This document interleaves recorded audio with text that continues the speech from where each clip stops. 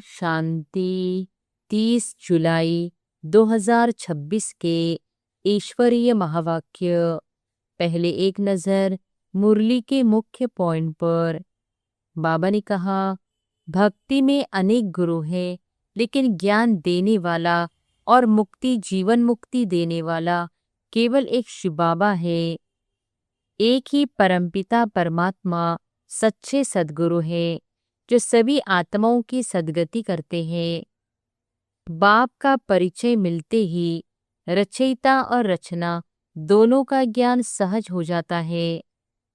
यह रूहानी यात्रा केवल एक जन्म की है, जिसमें कोई शारीरिक कष्ट नहीं होता।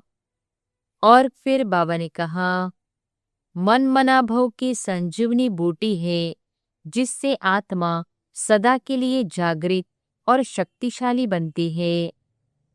याद की यात्रा से ही पवित्र बनकर कर्म बंधन समाप्त होते हैं और बेड़ा पार होता है। हद का वैराग्य सद्गति नहीं देता, बेहद का वैराग्य श्रीमत पर चलाकर श्रेष्ठ बनाता है। रावण मत से भ्रष्ट दुनिया बनी है, जबकि श्रीमत से श्रेष्ठ नई दुनिया की स्थापना हो रही है। और फिर लास्ट में बाबा ने कहा, गृहस्थ में रहते हुए भी बाप की याद और पवित्रता से श्रेष्ठ जीवन जीना है। यथार्थ पुरुषार्थी वह है जो आत्म अभिमानी बनकर कभी हार न माने और निरंतर आगे बढ़ता रहे।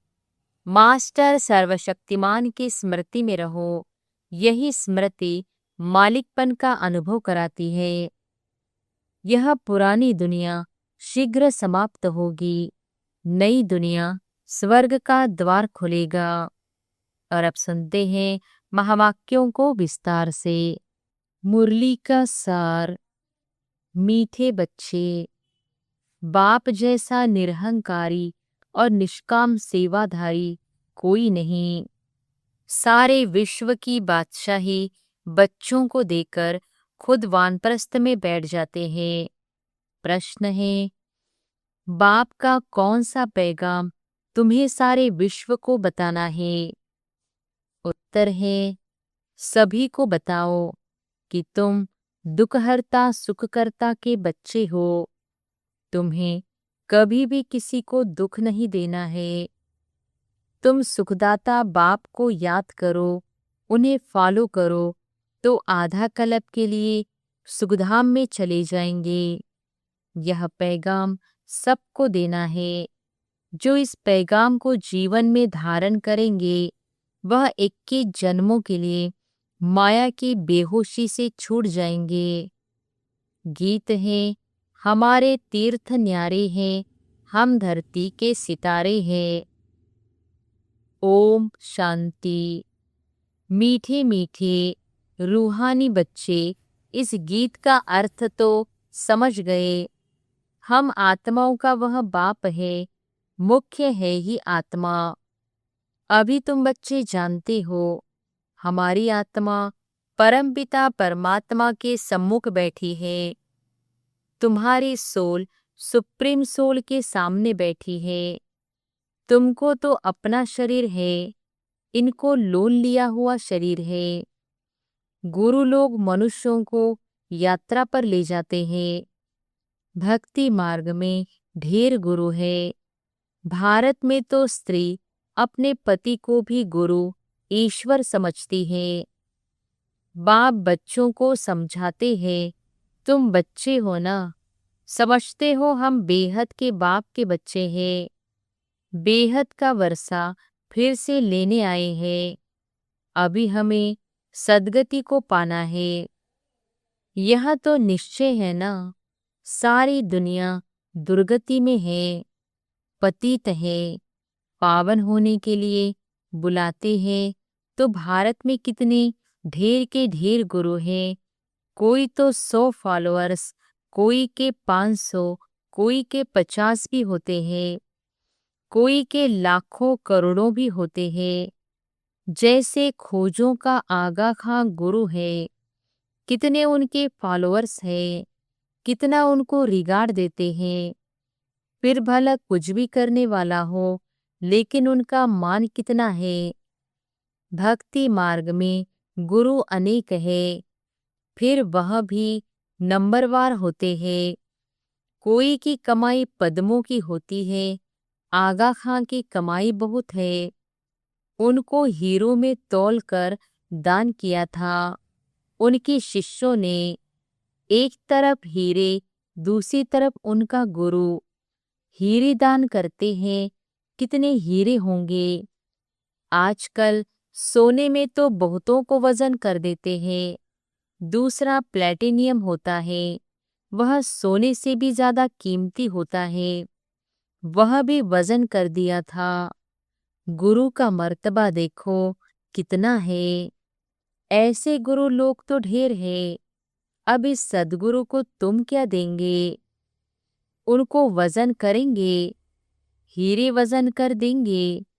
उनका वजन हो सकता है, उनका खुद का वजन नहीं है। शिव तो है ही बिंदी, उनका वजन तुम क्या करेंगे?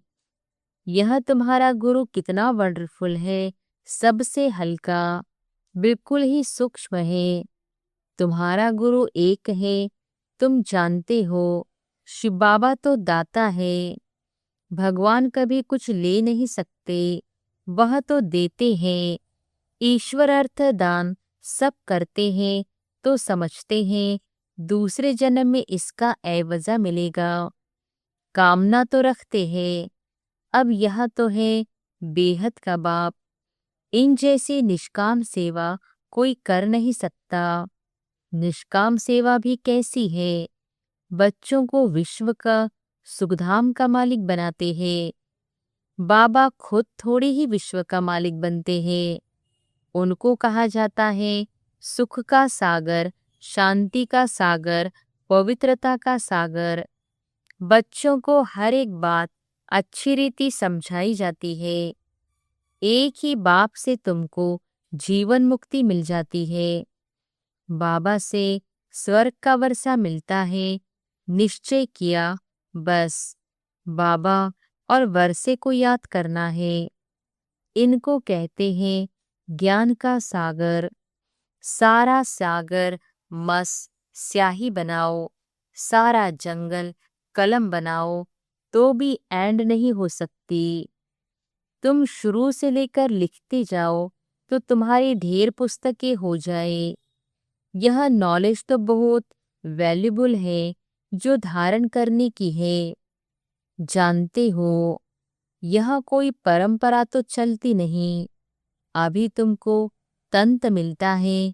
बाप आकर बच्चों को अपना परिचय देते हैं, वही काफी है। बाप का परिचय देने से, रचता को जानने से रचना का भी ज्ञान आ जाता है। बुद्धि कहती है जो सतयुग में आते होंगे उनके पुनर्जन्म जास्ती होंगे। चक्र में जो पहले आए होंगे वही आएंगे। इस चक्र को भी अच्छी रीति समझना है।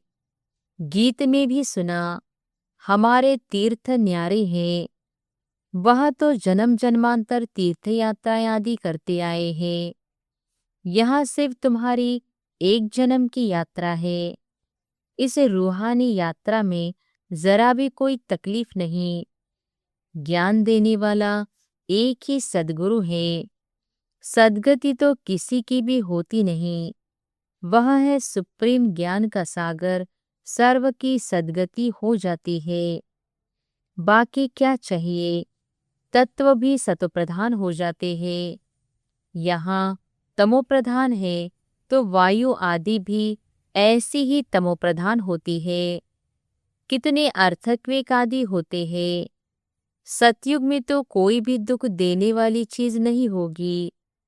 बाप है ही दुखहर्ता सुखकर्ता।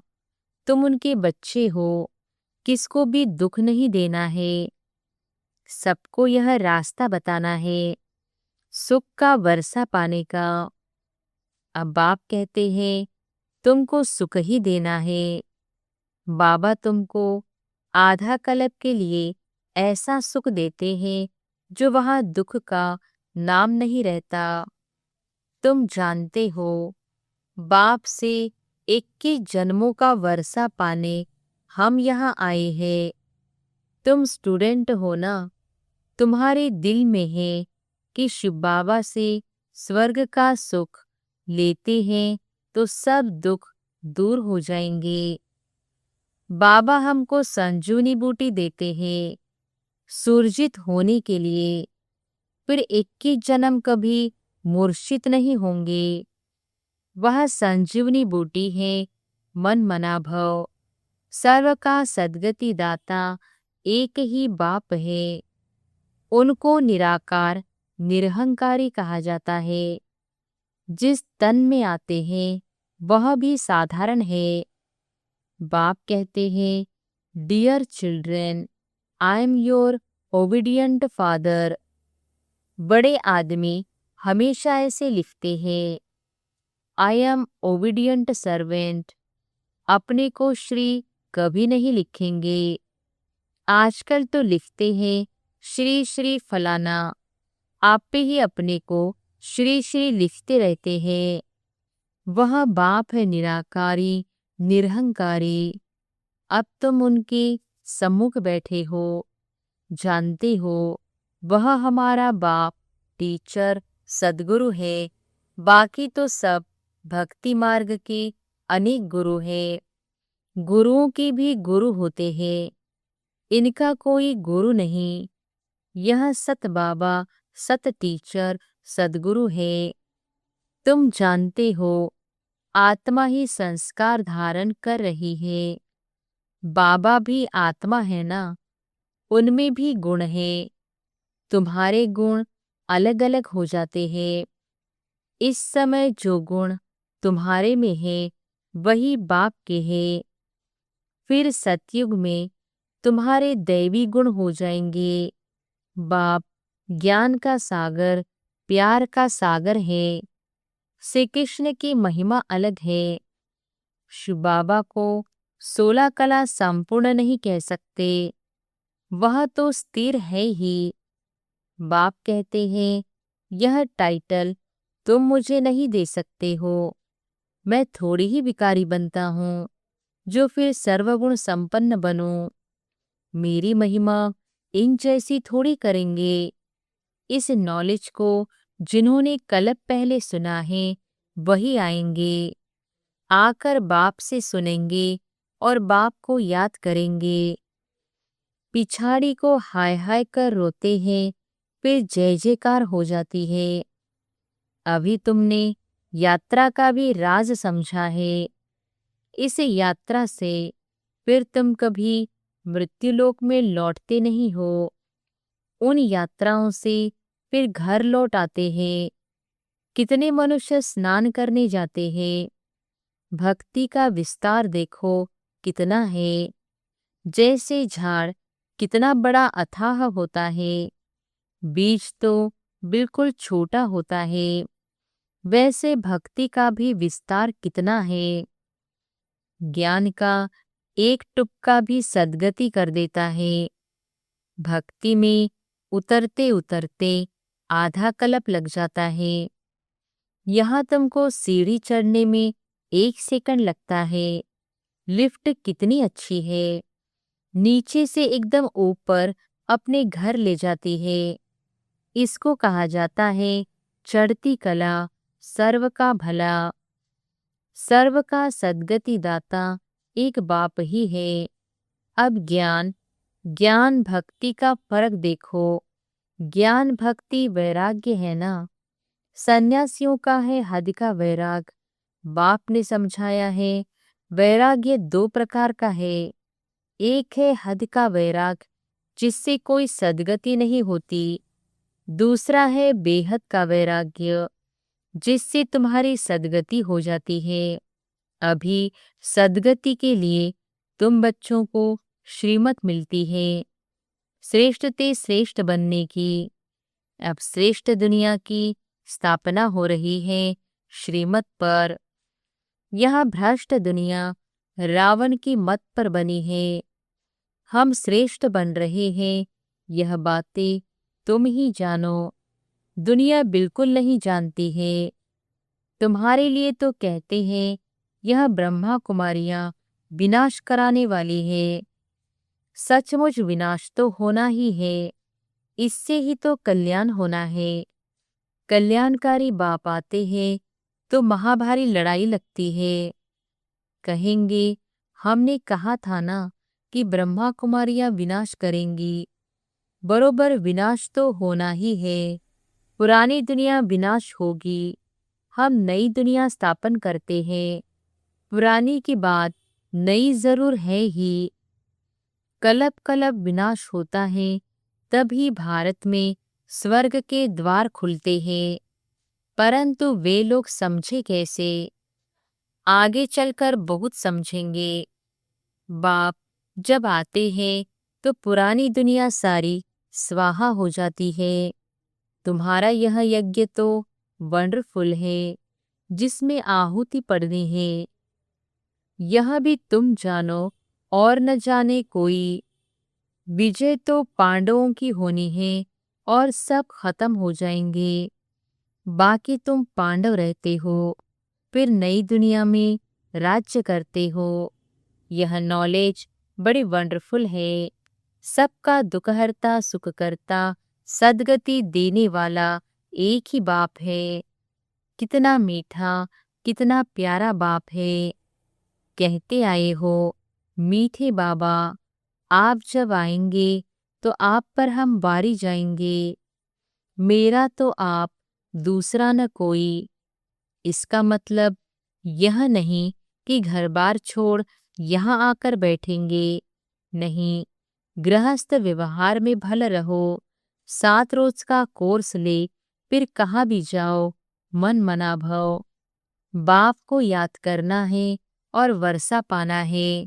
बस याद की यात्रा में रहना है, इससे ही बेड़ा पार है। यह भी तुम जानते हो, पवित्र रहना है। छी छी खाना आदि नहीं खाना है। मुरली तो मिलती ही है, कोई समय मुरली नहीं भी मिलेगी। आफतें आएंगी, हंगामा आदि हो जाएगा तो मुरली मिल नहीं सकेगी।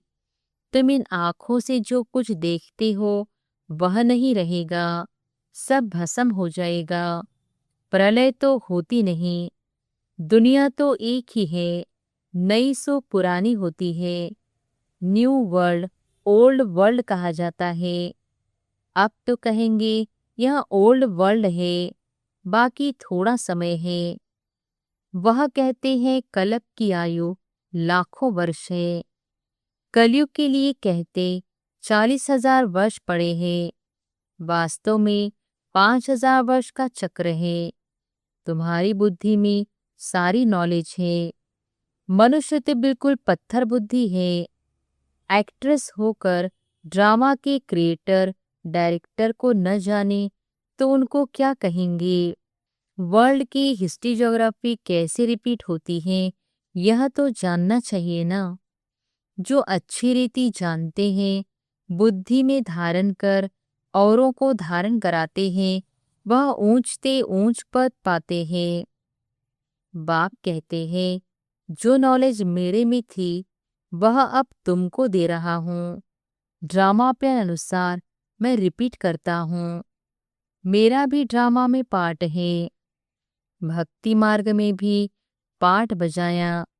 अब तुमको आकर अपना और रचना के आदि मध्य अंत का परिचय देता हूँ। मैं भी ड्रामा के बंधन में हूँ। मैं आता ही एक बार हूँ, अपना परिचय देने और रचना के आदि मध्य अंत का नॉलेज सुनाने। अच्छा, मीठे मीठे सिकिलधे बच्चों प्रति मात पिता बाप दादा का याद प्यार और गुड मॉर्निंग। रूहानी बाप की रूहानी बच्चों को नमस्ते। धारणा के लिए मुख्य सार। पहली पॉइंट, बाप समान ओबीडियंट बनना है। कभी भी किसी बात में अपना अहंकार नहीं दिखाना है। निराकारी और निरहंकारी होकर रहना है। दूसरी पॉइंट, बाप टीचर और सद्गुरु के कॉन्ट्रास्ट को समझ निश्चय बुद्धि बन श्रीमत पर चलना है, रूहानी यात्रा पर रहना है। वरदान है, पुरुषार्थ शब्द को यथार्थ रीति से यूज कर सदा आगे बढ़ने वाले श्रेष्ठ पुरुषार्थी भव। पुरुषार्थ शब्द को यथार्थ रीति से यूज कर सदा आगे बढ़ने वाले श्रेष्ठ पुरुषार्थी भव। कई बार पुरुषार्थी शब्द भी हार खाने में व असफलता प्राप्त होने में अच्छी ढाल बन जाता है। जब कोई भी गलती होती है तो कह देते हो हम तो अभी पुरुषार्थी हैं, लेकिन यथार्थ पुरुषार्थी कभी हार नहीं खा सकते, क्योंकि पुरुषार्थ शब्द का यथार्थ अर्थ है स्वयं को पुरुष अर्थात आत्मा समझकर चलना। ऐसे आत्मिक स्थिति में रहने वाले पुरुषार्थी तो सदैव मंजिल को सामने रखते हुए चलते हैं। वे कभी रुकते नहीं, हिम्मत उल्लास छोड़ते नहीं। स्लोगन है, मास्टर सर्वशक्तिमान की स्मृति में रहो तो यह स्मृति ही मालिकपन की स्मृति दिलाती है। मास्टर सर्वशक्तिमान की स्मृति में रहो तो यह स्मृति ही मालिकपन की स्मृति दिलाती है।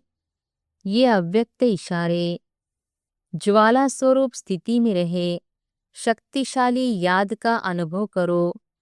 कोई भी कार्य करते व बात करते बीच बीच में संकल्पों की ट्रैफिक को स्टॉप करो। 1 मिनट के लिए भी मन के संकल्पों को, चाहे शरीर द्वारा चलते हुए कर्म को बीच में रोककर भी यह प्रैक्टिस करो, तब बिंदु रूप की पावरफुल स्टेज पर स्थित हो सकेंगे। जैसे अव्यक्त स्थिति में रहे कार्य करना सरल होता जा रहा है, वैसे ही यह बिंदु रूप की स्थिति भी सहज हो जाए तो यही योग की ज्वाला स्वरूप स्थिति है। अच्छा, ओम शांति।